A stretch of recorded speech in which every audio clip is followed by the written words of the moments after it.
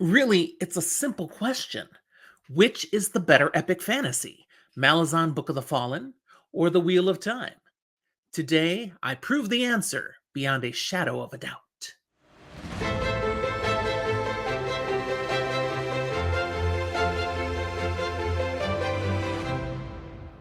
First off, let me just give a quick shout out to show sponsor Your Paper Quest. Have you checked them out yet? This is a monthly book subscription service only available in the United Kingdom and the United States, focused exclusively on self published independent authors. Each month, two books, but always a surprise. You don't know what's coming in your box. It's fun, and I'm telling you, they only send great books. Seriously, give them a try. And you can use a special Fantasy for the Ages promo code for your first month and get 20% off. Just put Fantasy20 in the promo code box. More details on Your Paper Quest down in the show notes. Really, check them out. Now, don't get me wrong.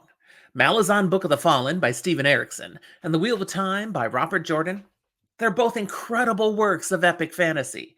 To date, they are the best epic fantasy that I've ever read and experienced. They both have an expansive and passionate fan base, which does include some who clearly love both of them. This is not one case where you can only pick one. You can love them both. I do. But which is better? Because when it comes to the title of Best Epic Fantasy, there can only be one. Both series have added incredible depth to the fantasy genre. Both have inspired many other authors in writing fantasy fiction. Both are exceptional models of the best that epic fantasy can offer. How do you choose between the two for a winner? I've really wrangled with this. Days and days. One day I'm sure I've settled on which one is the better epic fantasy, and then the next day my opinion slides the other direction again. These are just so close in quality, in magnitude, in epicness. And I know you have an opinion on this already. So, whatever I reveal, I better be able to back it up if I'm going to convince you that my answer is the correct one. Thus, I decided to resolve this and define the actual best epic fantasy by breaking things down into 11 measurable characteristics of epic fantasy. For each characteristic, I will justify which series is better. When I get to the end, the one that clearly has won the most characteristics will justifiably earn the title of best epic fantasy of all. At least from everything I've read. So let's do this. First category, world building. This is the degree to which the fantasy series creates an immersive, detailed universe with unique cultures, geography, history, and rules of magic that shape the story and its characters. No denying both of these feature expansive and extensive world building. What's the difference? Well, when I look at the Wheel of Time, we've got what fans typically call Randland, and a lot of unique qualities that's gone into it, different nations and cultures, geography, features, rivers, mountains, and it does shape the story for sure. There are more expansive places. You've got Shan across the ocean, you've got Shara, you've got the Aiel Waste, but still it's relatively focused on Randland. And in that area, a lot of people pretty much all speak the same language. Then you got Malazan, which stretches over multiple continents with very diverse cultures, with very different languages, and with so many different populations. Yes, the Wheel of Time has humans and other creatures, but it still really leans into humans and then Shadow Spawn, things that were created differently. Whereas in Malazan, humans are kind of like the Johnny come latelys, and you've got all these other races and immortals and ascendants that have been created here that are rich parts of.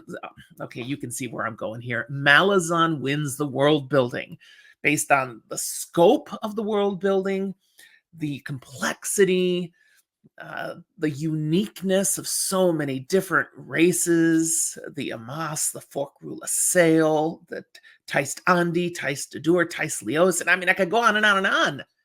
It's incredible. All right, one goes to Malazan. Next one up is magic. How well this mysterious and powerful force, governed by specific rules or limitations, influences the plot, characters, and the world in which they live. So both of these series certainly feature a lot of magic. The Wheel of Time has one power and also the true power and ways to access these things and use forces, weaving things in certain ways. You've got the Aes Sedai who are accessing it. Then you've got the Forsaken that are accessing power another way, protected by the Dark One. Then you've got the men, the Dragon Reborn, and other male channelers who are accessing a different part of the power. And it has a huge influence on what happens in this series. It's fundamental to what's happening. Channelers, and whether they can do that well or whether it drives them crazy, it's at the crux of the series. In Malazan, you've certainly got a lot of people who access magic. You've got just run-of-your-mill cadre mages, you've got high mages, you've got other beings that are magic at their core, and they're accessing magic through warrens, but maybe they're doing it through holds. Again, the world building is impressive and unique here, but at the same time, a lot of the magic in Malazan is kind of hard to pin down. How is that happening? What exactly is going on? There's a lot of variety to it, but it's at times almost just an afterthought. It's extra flourishing. It's not so critical at the core of the story for much of what happens. Whereas again, in the Wheel of Time, it's fundamental. It's all about channeling and accessing the power and what's going to happen because of people who do it. So in this one, the Wheel of Time comes out ahead. Next, we move on to compelling characters. This is the degree to which characters demonstrate deep motivations, personal flaws, and growth arcs that resonate with readers, making their journeys as captivating as the world and magic surrounding them. Both of these series are known for their compelling characters. This is a really hard one to judge. I found, just having recently finished Malazan, that there are so many characters and they have such diversity amongst them, so many interesting stories, such great backstories, such unique interactions amongst them. The banter amongst the military, the Malazan Marines, just cracks me up. The oddities amongst many of them, from Hellion to Captain Kindly to Fiddler and Hedge, just so much. But then also some of these epic characters: Anamander Rake, Whiskey Jack, Gano's Perrin, Shadow Throne, and Cotillion. There's so much in Malazan's characters that just grabs you, sucks you in, and you want to know more. You want to know what's going to happen, what's going on, where are they coming from? Karsa Orlong, for goodness sake. The journeys are incredible. But the Wheel of Time, from your initial 5 of the 2 rivers, Rand, Matt, Perrin, Egwene, and Nynaeve, to all the different Aes Sedai that you meet. Of course, Moraine and Lan, from the Forsaken, these fascinating ancient characters who also have motivations and deep flaws, and seeing the journeys that they go on. And then you bring in the Shan-Chan and see these characters learning brand new things and having to adapt. Their journeys are incredible, and you definitely connect with these characters and you want to see where they're going to go and what's going to happen.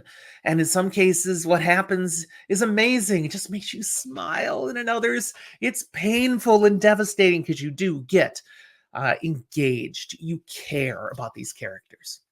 But in the end, it comes down to which ones had more compelling characters, I think is what tips the scale on this one, and I'm giving it to Malazan Book of the Fallen.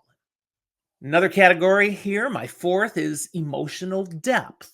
To what degree do characters experience profound internal struggles and relationships that evoke empathy, allowing readers to connect with their personal stakes amidst the larger fantastical conflicts?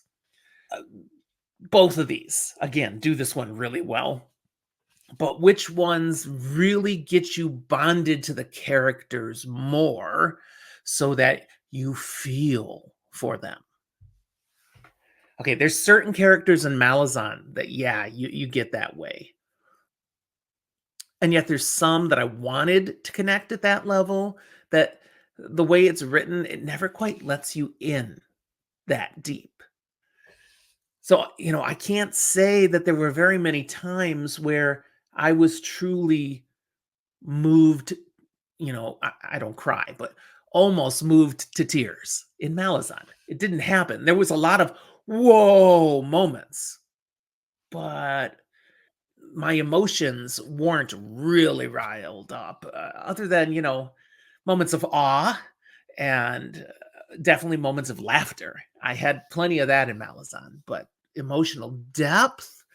Well, then we look at the Wheel of Time, and oh my goodness, there are moments that just hit me, especially that start to deliver in the final three books. And I mean, just talk about the last battle. Oh, the payoffs there, just the hits. But as for those of you who read the series, that moment where, and I'm jumping back just a little bit, where Nynaeve is rallying the people of the Borderlands to rise up and join with Lan on his march. Ooh, you just, whoa, yes, you are caught up and you're feeling the emotion. Okay, that's just one key example. That one gets me every time. The Wheel of Time wins emotional depth. Let's talk about effective use of humor. Okay, I just hinted at this before. Both of these series have moments that make me laugh. Matt Cawthon in The Wheel of Time cracks me up constantly. He is my favorite character from that series, but he's not the only one that gives me moments of humor. But Malazan, the humor is speckled everywhere, and it's often like a gallows humor as these Malazan Marines marching off to war and mayhem are cracking wise at each other, cutting each other down, saying things that are just ridiculous as part of taking their mind off of what's ahead. I really enjoyed the banter of the Marines. That's not the only humor, though. I mean, Midnight Tides was a book that was one of my early favorites because of the humor. And T-Hole Benedict and Bug and their nonsense, what they brought to things. I really enjoyed the humor of Malazan Book of the Fallen. And while the Wheel of Time's humor will always be something I enjoy, Malazan, it takes this category. Cracked me up. How about use of foreshadowing? This is the degree to which the author subtly plants clues and hints about future events, weaving anticipation and depth into the narrative while rewarding attentive readers with satisfying plot revelations. Both of these series are well known for this, and any great epic fantasy series should have foreshadowing as a big part of what it layers in. So these are great prime examples. Which one does it better? I have for a long time trumpeted how excellently the Wheel of Time does foreshadowing, and that I'd never found anything that layered foreshadowing into the series to the degree that the Wheel of Time does. Robert Jordan was masterful at that. I have reread the Wheel of Time many times, and every time I find something else, I'm like, there's another hint. Holy crap, there's so much in there. It's nuanced. It's not slap you in the face. Some of it is a little humorous as well, where they're not going to see what that is, but the reader will and just get a chuckle. But some of it you will not catch until the first, second, or third reread. It's so subtle. Malazan, I've only read it once now, but I've reflecting back, and I mean, there's a ton of foreshadowing in here. But I think I sense what Malazan is more about is context. Just on a reread, I'm going to understand better what's going on because I know what's to come. Not that it was foreshadowing what was to come. It's just you'll appreciate the earlier things that are happening because you know what the payoffs are. Yes, I know there is foreshadowing there, but it's really it doesn't beat Wheel of Time on this one. Sorry, it just doesn't. The Wheel of Time is the king of foreshadowing, and I give it this one. Now we get to the plot. Okay, the crux of an epic fantasy, the plot. This is how well the series combines well paced, unpredictable twists with meaningful character development and high stakes, where the events feel both epic in scale, again, epic fantasy, but also deeply personal, keeping readers invested and emotionally engaged in the journey.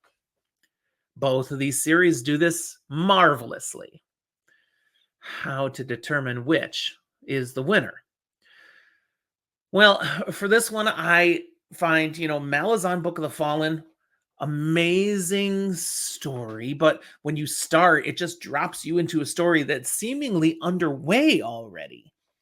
And you're trying to figure out what's going on. And there's a lot you just can't figure out because you don't have enough context. The Wheel of Time's reading experience was different. It kind of brings you in a little more gently. You understand faster the scope of what's happening here. You also get connected with the characters, the core characters, more quickly in the Wheel of Time. I spent all of Gardens of the Moon going, so who are the characters I'm supposed to care about? I'm not quite sure. And then Dead House Gates featured practically none of those same characters. So you spend a lot of time stumbling around, not sure who you're connecting with, what you're supposed to understand. Again, they both have amazing plots. And by the time I finished Malazan, I'm like, what a masterful story. But the plot was hard to figure out. And for that reason, a lot of people DNF it. They can't get through it. The Wheel of Time, yeah, people DNF that too, but I think at a much lower percentage. I had people warning me, don't even try Malazan. It's just too much. I didn't have anybody warning me about the Wheel of Time. Just some are like, it's got a slog in the middle, and it's just a knockoff the Lord of the Rings, which is not true. Anyways, the Wheel of Time, that's my winner in the plot category. Man, I feel like the Wheel of Time is hitting a lot of these. Let's look at plot twists and surprises as my next category. So this is kind of an element of the plot, but a specific element. How effectively the author surprises readers with the twists that remain true to the story's logic, adding layers of complexity and reshaping their understanding of characters or events, often elevating the stakes and deepening emotional or thematic resonance without feeling forced. So, again, this is a specific part of the plot. There are plot twists in the Wheel of Time. There are things that come along, it's like, whoa, that's so cool. Didn't see that coming. And yet, a lot of them I did see coming because the foreshadowing paints the picture and it's there. Malazan, so many surprises. Things that there was no way I could see coming, or in some cases, when it happens, I'm like, oh, I saw that was coming, but I'd completely forgotten. I'm thinking about the Crystal Desert and the knife. You know what I'm talking about if you've read it. That's amazing. That's a twist. There are so many surprises. And again, you lack context at times, so it's easier to hide these things. But every one of the plot twists that I saw happen in Malazan, I loved them. I'm like, that's brilliant. They all fit. Steven Erikson didn't cheat. He's a master of the plot twists and surprises. This one is totally going to Malazan Book of the Fallen. How about the prose itself as a category? This is the degree to which the writing itself is vivid, immersive, and evocative, using language that not only paints a clearer picture of the world and its wonders, but also enhances the mood, tone, and emotional depth of the story, all while maintaining a flow that captivates readers without distracting them from the narrative. Good prose is something that I don't often recognize. I'm just caught up in the story and enjoying it. Wheel of Time is like that. I just enjoy reading it. I'm never particularly struck by, oh, how amazingly beautiful this is, how much it's painting the story in front of me and just bringing it to life in front of my eyes. Malazan is. Oh my goodness. So many times I was dumbstruck at how incredibly beautiful the writing was, the choice of language, how it just so succinctly evoked the emotion Erikson was trying to get across. It was gorgeous. It's such a long series, and yet there were times where I don't feel like I'm making any progress, but I'm loving every single page because it's beautiful without being boring, without distracting from the story. It's telling the story gorgeously. If you guys have read both of these series, I don't think any of you could honestly say The Wheel of Time should win this category. This is Malazan, Book of the Fallen, all the way. This is Steven Erikson. He wins. Okay, my 10th category. We're getting near the end here. Number 10 is accessibility. The degree to which a fantasy is accessible to the reader due to clear world building, an engaging opening, relatable characters, a strong emotional core, balanced pacing, consistent eternal logic, accessible writing, a gradual escalation of conflicts, and universally resonant themes. Okay, so that's a lot of things. If that was too much to keep track, just back up and play my list again. But, does the series gatekeep? Is it something you can just walk into and really connect with and be welcomed along and brought along, and it's not a struggle to read? You just kind of flow into it, connect with those characters. Everything makes sense as it's unpacked for you, not spoon fed to you, but delivered in a manner that you can grasp it.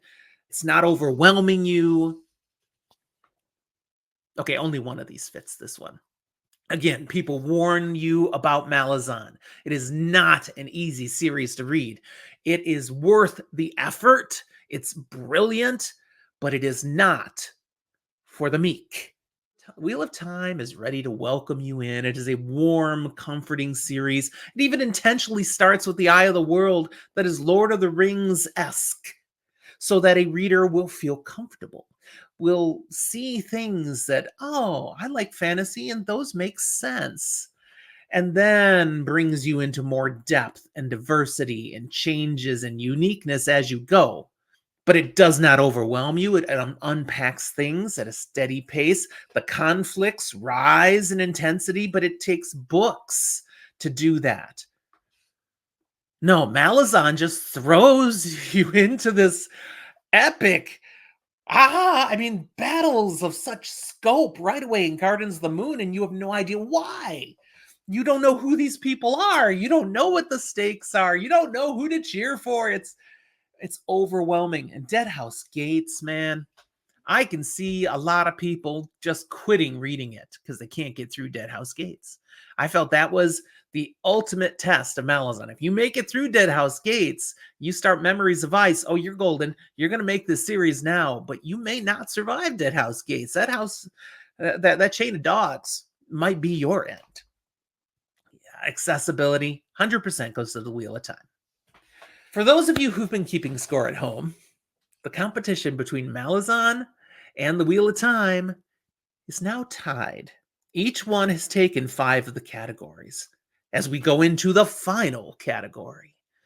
This is for all the marbles, people. The final category is the epic conclusion.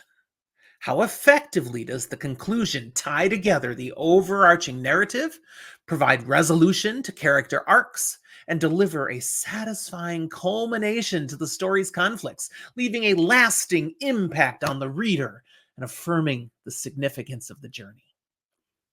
Okay, both of these have some pretty epic conclusions.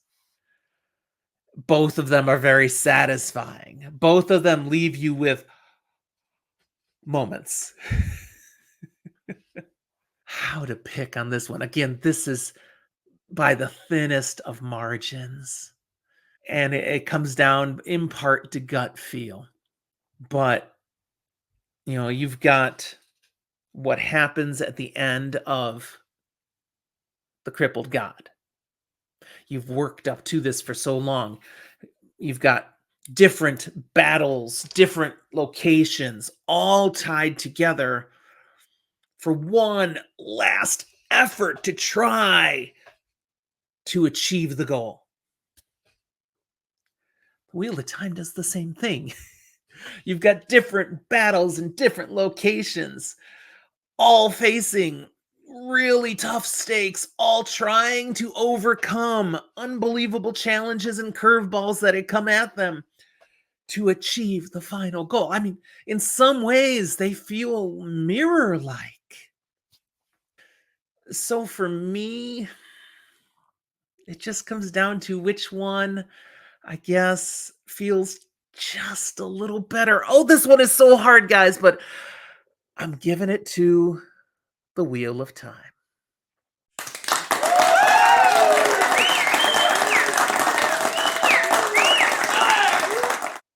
Okay, there. I said it. I said it. The Wheel of Time wins on epic conclusion. It is so dang close. If you think I'm wrong on this one, I don't blame you, because I could probably on another day argue for Malazan Book of the Fallen on this one. But right now, I just see so many different character storylines that end in satisfying ways, not always happy ways, in both of these series. Yes, it's true. Oh, the longer I think about this one, the tougher this is. It is so, so close. But I'm still going to say, for me, The Wheel of Time is my number one epic fantasy. And it's just how I feel about the conclusion. Everything about the conclusion. There are elements of the conclusion of Malazan Book of the Fallen that I'm like, okay. Just a few where I'm like, okay. I mean, again, the whole bit with the shake, that's a ding. I don't really have elements like that that come to mind in The Wheel of Time. All of it in the epic conclusion is just a rush, just a yes. So, yeah. But here, I'm really going to say it. The Wheel of Time wins as my favorite, best epic fantasy at this time. It's number one. But Malazan Book of the Fallen is number 1A.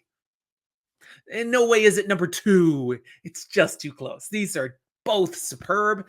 And if you haven't read or completed the journey for either of these, you notice I didn't throw a lot of spoilers here. I kind of kept it spoiler light. If you know, you know, because I wouldn't want to ruin any of these for you. If you haven't finished them, go finish them. If you haven't started one of them, read it. Trust me, you'll be glad you finished. I strongly recommend both of these series. So, do you have opinions about my ratings now? Share your thoughts in the comment box, people. I look forward to seeing it, especially if you want to make the case for how I'm wrong on any of the particular categories and characteristics I talked about. Make your case. And I hope you will like the video and subscribe to this channel if you haven't done so. There's even places that you can get in touch with us, social media, an invitation to our Discord server is in the show notes, and we have a Patreon page if you'd like to support us and get some extra benefits. That's what I have for you. Thanks for watching. We'll talk to you next time.